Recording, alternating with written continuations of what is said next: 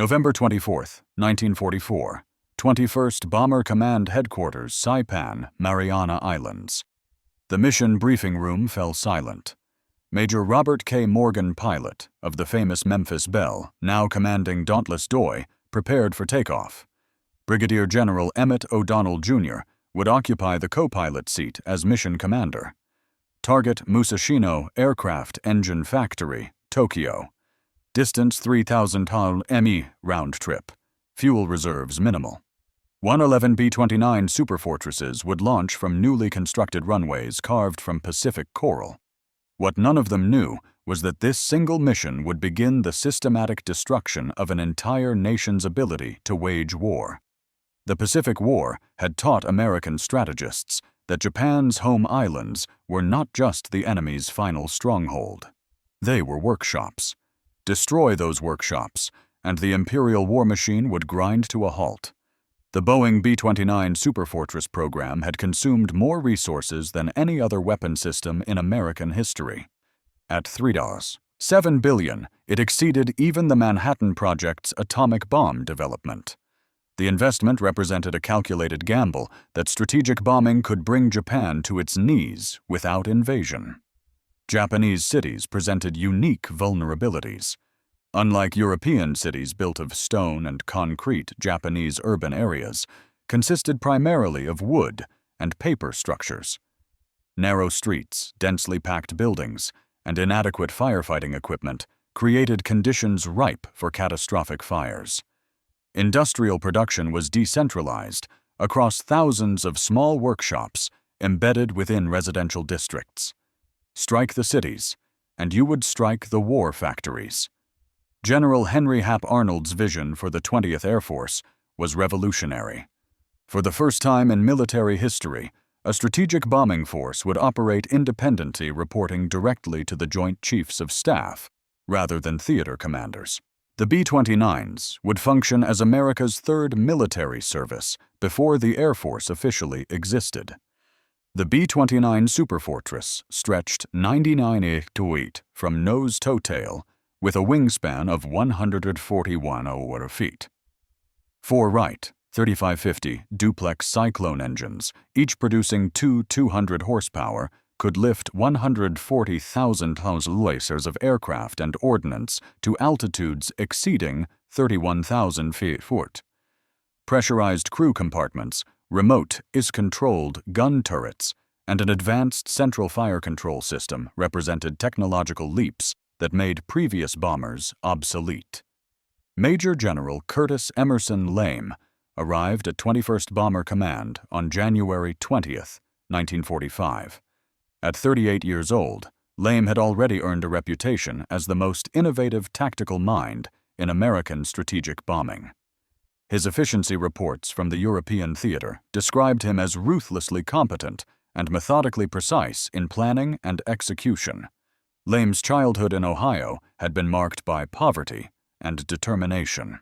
He worked graveyard shifts at a steel foundry to pay for engineering courses at Ohio State University. That blue-collar work ethic combined with an engineer's analytical mind would transform strategic bombing doctrine. Each B-29 could carry 20,000 kilograms of bombs. With proper organization, 500 aircraft could deliver 5,000 tons of ordnance in a single mission. The new M69 incendiary bomb, developed at Harvard University and tested at Dugway Proving Ground in Utah, contained napalm gel that would stick to any surface and burn at 1,800 degrees F. Colonel Thomas Power, commanding the 314th Bombardment Wing, had studied Japanese construction methods extensively. Traditional Japanese buildings used no nails, relying instead on interlocking wooden joints.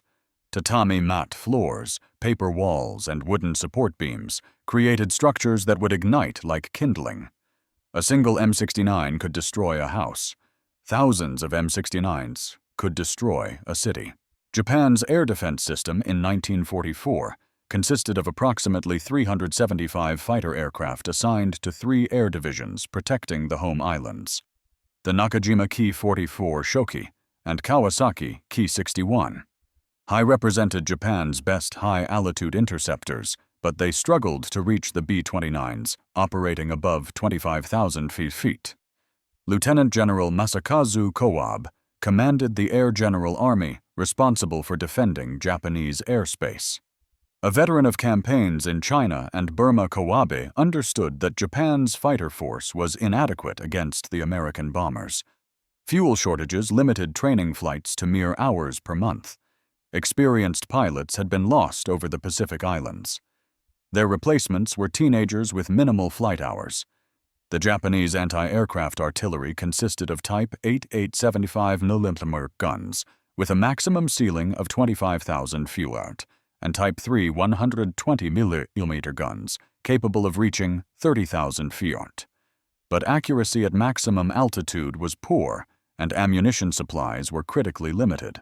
Tokyo possessed hundreds of anti-aircraft guns, the densest concentration in Japan, while most other cities had fewer than 100. Japan's greatest vulnerability remained its fire services. Tokyo's fire department operated 280 hand pump engines and only 3 aerial ladder trucks for a metropolitan area housing 7 million people. Water pressure in most districts was insufficient for fighting large fires. Air raid shelters were virtually non-existent, as the government believed their construction would damage civilian morale. The November 24th attack on Tokyo achieved minimal results, but revealed critical problems. Only 24 of 111 B-29s actually bombed the primary target. The others fighting powerful jet stream winds, a phenomenon observed by Japanese meteorologists before the war, but unexpected by Allied planners, scattered their bombs across the Tokyo metropolitan area. These high-altitude winds reaching 200 mph pushed bombers off course and made accurate bombing nearly impossible. 17 aircraft had to ditch or make emergency landings due to fuel exhaustion. Brigadier General Haywood Hansell persisted with high-altitude precision bombing through December and January. Results remained disappointing. Cloud cover obscured targets on most days. The newly discovered intensity of the jet stream scattered bomb patterns across miles of empty countryside. Mechanical failures plagued the complex R-350 engines, with many aircraft aborting missions due to engine fires. By January 1945, the 21st Bomber Command had flown 14 missions against Japan, dropping 385 tons of bombs, while losing 41 B-29s. At this rate, the entire B-29 force would be depleted before significantly damaging Japanese industry. General Arnold's patience had reached its limit. On January 20th, he relieved Hansell and appointed Curtis Lame as commander of the 21st Bomber Command. Lame's orders were simple: produce results or face replacement. Arnold's health was deteriorating. He had suffered his 4th heart attack of the war, and he needed vindication for the massive B-29 investment before Congress questioned the program. Lame spent 3 weeks analyzing every aspect of B-29 operations. He flew combat missions personally, sitting in the co-pilot seat to observe crew procedures and enemy responses. He studied weather patterns, Japanese industrial reports, and damage assessments from previous raids. His conclusion was revolutionary. Everything about American bombing tactics needed to change. On February 4, 1945, Lame ordered his first experimental incendiary raid against Kobe. 129 B-29s dropped 159 tons of incendiaries and 13 tons of fragmentation bombs from high altitude. Results were promising, but not decisive. Cloud cover had limited accuracy, but where incendiaries found their mark, entire city blocks burned. The February 25th raid on Tokyo proved more successful. 174 B-29s dropped 453, 7 tons of incendiaries, destroying approximately 1 square mile of the city. Post-raid reconnaissance showed that fire had succeeded where high explosives had failed, but Lame knew these results were still insufficient. The breakthrough came from statistical analysis by the Operations Analysis section. Data revealed that B-29 losses to Japanese fighters and anti-aircraft fire were actually lower at night and at altitudes below 10,000 feet. Japanese night fighters were virtually non-existent. Anti-aircraft guns were designed for high-altitude engagement and could not depress sufficiently to track low-flying aircraft. Lame made a decision that shocked his staff. The B-29s would abandon their defensive armament, except for tail guns. They would fly at night, individually, rather than in formation at altitudes between 5,000 and 9,000 feet. The weight saved by removing guns and ammunition would be replaced with additional incendiary bombs. Each aircraft's bomb load would increase from 5,000 to 12,000. March 9, 1945, 1735 local time. The first B-29 lifted off from Northfield, Guam. Operation Meeting House had begun. 334 Superfortresses from the 73rd, 313th, and 314th Bombardment Wings would converge over Tokyo in the largest raid yet attempted. The target area measured 3 by 4 miles in Tokyo's Shitamachi district, containing an estimated 750,000 residents and thousands of small factories. Pathfinder aircraft from the 314th Wing arrived over Tokyo at 12:08 a.m. on March 10th. Flying at 5,000 feet, they marked the target area with M47 incendiary bombs, creating a flaming X visible from 50 mi away. The main force followed, dropping their bombs at intervals calculated to create overlapping fire zones. The M69 incendiary bombs functioned exactly as designed. Each 500 lb cluster broke apart at 2,000 feet, scattering 38 individual bomblets across a 500 feet area. The bomblets punched through tile roofs and ignited 3 seconds later, spraying napalm gel in 100 feet arcs. Within 30 minutes, hundreds of individual fires had merged into a general conflagration. Surface winds of 45 mph generated by an approaching cold front transformed the fires into a firestorm. Temperatures at ground level exceeded 1,800 degrees Fahrenheit. The superheated air created massive updrafts that tossed B-29s like toys, forcing pilots to fight for control.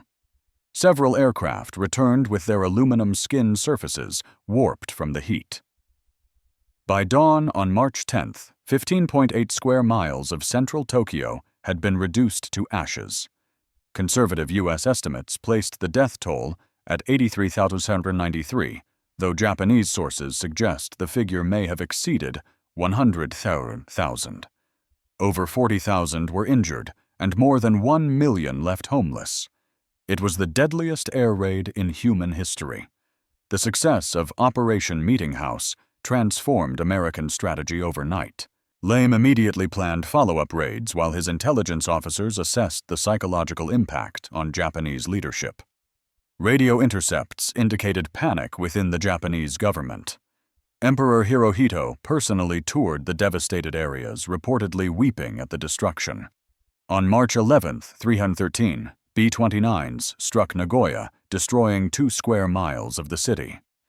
March 13th saw 274 superfortresses attack Osaka, creating a firestorm that consumed 8 square miles.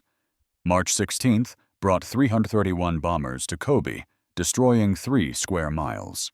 March 19th concluded the 10-day blitz with another Nagoya raid involving 290 aircraft. In 10 days, Vecti Bomber Command had destroyed 32 square miles of Japan's 4 largest cities, killed over 150,000 people, and made millions homeless. But the cost was becoming apparent. Crews were exhausted. Maintenance units worked around the clock to keep aircraft operational. Most critically, the command had exhausted its supply of incendiary bombs. Japanese response evolved rapidly. Fighter pilots developed ramming tactics, deliberately crashing into B-29s in suicide attacks. Anti-aircraft batteries repositioned to engage low-altitude targets. Civil defense units distributed sand and water buckets to residents, though these proved useless against napalm. Japanese propaganda began preparing the population for the decisive battle for the homeland. The Okinawa invasion in April forced a temporary shift in B-29 operations.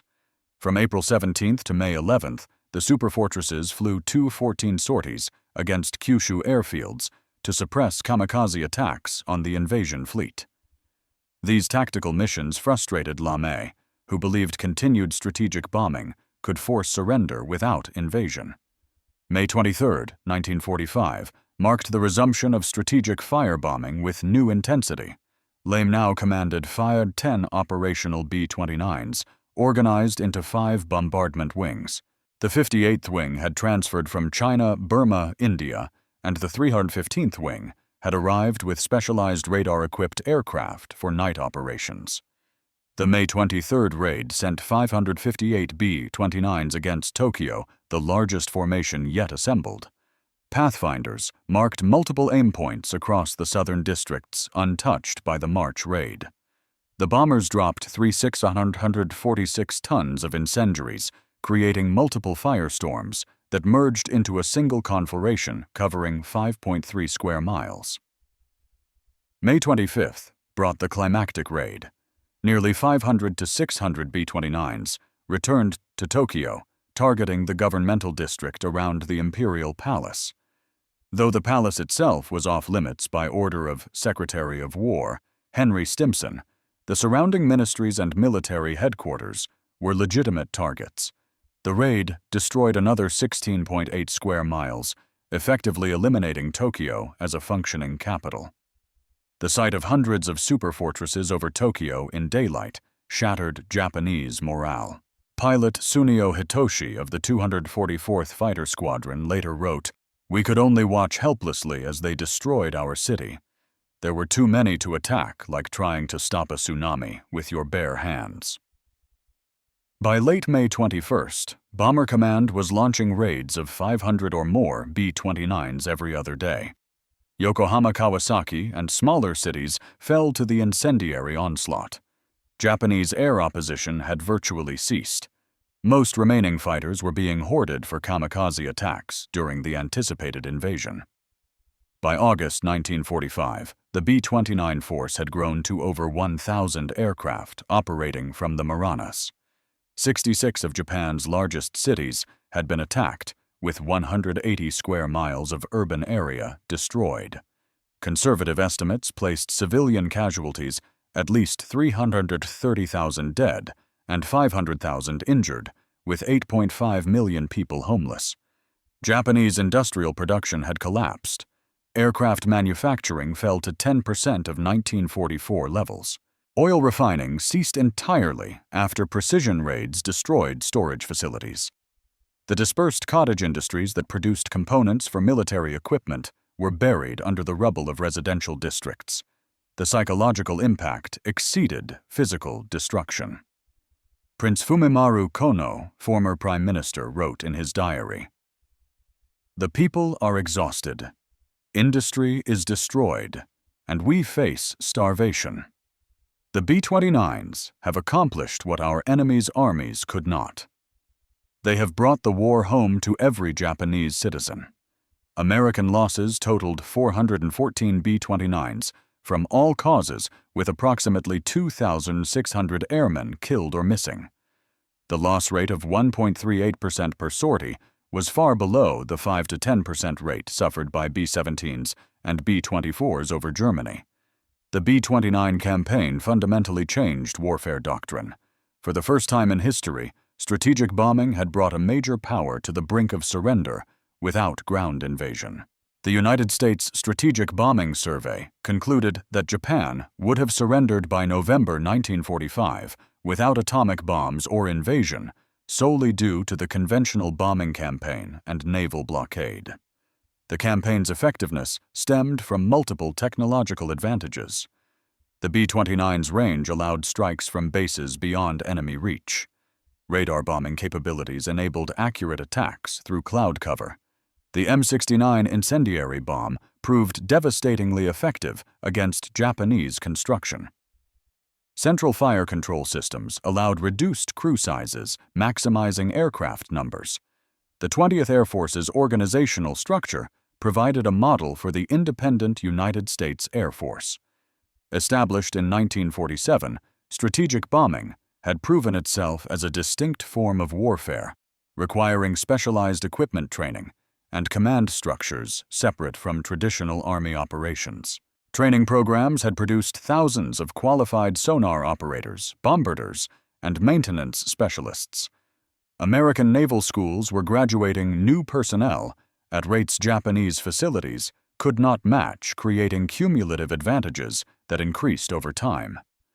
The B-29 campaign against Japan represented the convergence of industrial might, technological innovation, and strategic adaptation. American industry had produced the world's most advanced bomber. American science had developed incendiary weapons perfectly suited to the target. American strategists had adapted tactics to maximize effectiveness while minimizing losses. The transformation from Hansel's unsuccessful precision bombing to Lame's devastating area attacks demonstrated the importance of tactical flexibility. Pre-war doctrine had emphasized high-altitude precision strikes against specific industrial targets. Reality forced adaptation to low-altitude area bombing that destroyed entire urban industrial complexes. The moral implications would resonate for decades. Lame himself acknowledged, "If we'd lost the war, we'd all have been prosecuted as war criminals." The deliberate targeting of civilian areas marked a departure from earlier American bombing policy and established precedents that would influence nuclear strategy throughout the Cold War. The campaign validated Billy Mitchell's interwar theories about air power's decisive potential. Wars could now be won from the air striking directly at an enemy's industrial base and civilian morale. This reality would reshape international relations and military strategy for generations. On August 6, 1945, a single B-29 named Enola Gay dropped the atomic bomb on Hiroshima. 3 days later, Boxcar delivered the second atomic bomb to Nagasaki.